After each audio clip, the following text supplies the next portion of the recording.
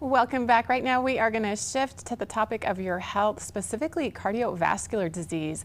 What do you need to know right now about that disease? What has changed? What has stayed the same? We have some information for you. Let's take a look. The COVID-19 pandemic has brought disparities in healthcare to the forefront, especially among people of color with or at risk for chronic health conditions, including heart disease and stroke.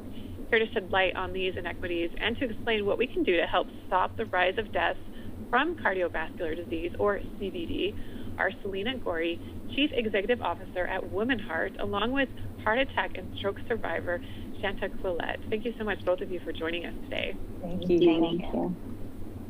Celina, why are we seeing a rise in the number of deaths from heart disease and stroke, especially among certain groups? Yeah, so cardiovascular disease is the number one killer in this country. It makes up 1 in 4 deaths. And in addition to that, nearly 50% of all of us adults suffer from some form of CVD. So it's really, really critical to take this issue seriously. And certain communities are at higher risk, like Black Americans, for example, are 30% more likely to die from CVD than other groups. And there is a struggle in certain communities to get good health care, which means that their health will suffer even more because they can't have good access to that care. The other thing to think about is that lifestyle issues are important, diet, exercise, and sleep, but there are additional factors like where you live, for example, whether that's in the city setting or in the rural setting, that could also directly impact your health. Shantaquilette, you are living with cardiovascular disease, or CVD. Tell us what led to your diagnosis. Absolutely. So I never thought that I would be someone who would experience any type of heart condition. In 2012, I was young and active, was running on the treadmill one day and started experiencing some heart palpitations. I went to the doctor, could not get a clear diagnosis. Fast forward to 2018, I had a heart attack, and I received my final diagnosis in 2019 after I had a stroke. Happened just like that. Oh, that's just a very alarming chain of events, how that happened. What would you like others to know, Shantaquilette, from your experience? I want them to learn from my experience, especially my children and women of color.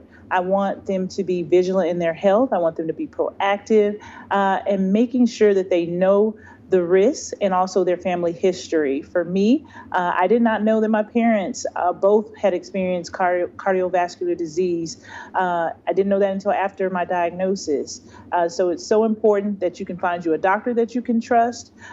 For me, it was finding a doctor that looked like me. And then also just making sure that you listen to your body. These things can potentially save your life. Celina, what can people do to take care of their heart health and advocate for themselves and others? Yeah, so I would just underscore 2 points that Shantaquilette made, which is prioritize your health. I know we've got a lot of demands on our time, whether it's work or family, especially during the holidays, but don't put your health to the side. It really has to stay sort of front and center in your mind. Have a good relationship with your doctor, as Shantaquilette said, and if you don't have one, find one.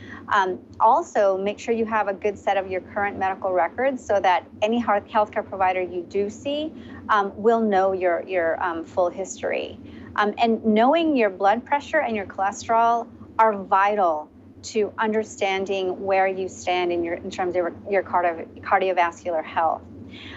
Here at WomenHeart, we're partnering with Novartis on a great campaign. It's called LegacyWeLead.com. And if you go to that website and take the pledge, you can join us in having great access to a lot of information about how we all together can fight CVD, which is our number one killer. Well, thank you so much, Celina and Shantaquilette, for joining us today. Really appreciate this important information about heart disease, also about CVD. And Shantaquilette, thank you for sharing your experience. You're welcome. Thank you for having me. Thank you for having us.